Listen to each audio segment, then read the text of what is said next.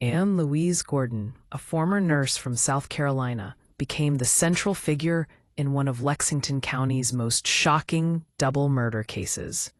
Born on March 24, 1959, Gordon's life took a dark turn as she became entangled in drugs, crime, and ultimately two brutal killings.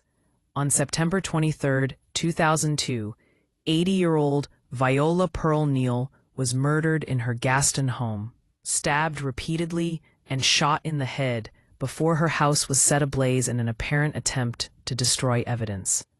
Just 7 months later, on April 20, 2003, 66-year-old L.H. Tyndall was found shot in the head in Swansea, and his home, too, was set on fire.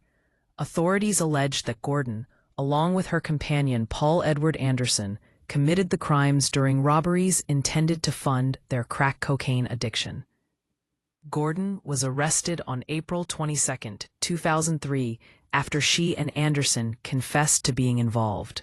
The prosecution pursued the case aggressively, presenting Gordon as a manipulative mastermind behind the murders. Sheriff James Metz even suggested that Gordon fit the profile of a serial killer. Yet the case against her was complicated by the lack of direct evidence. In Neal's murder, prosecutors admitted they had no murder weapon, eyewitness, or clear proof Gordon had even been in the victim's home, relying instead on DNA under the victim's fingernails and circumstantial arguments. For Tyndall's death, the main evidence consisted of testimony from individuals who claimed Gordon had confessed, though they themselves faced charges and stood to gain from testifying.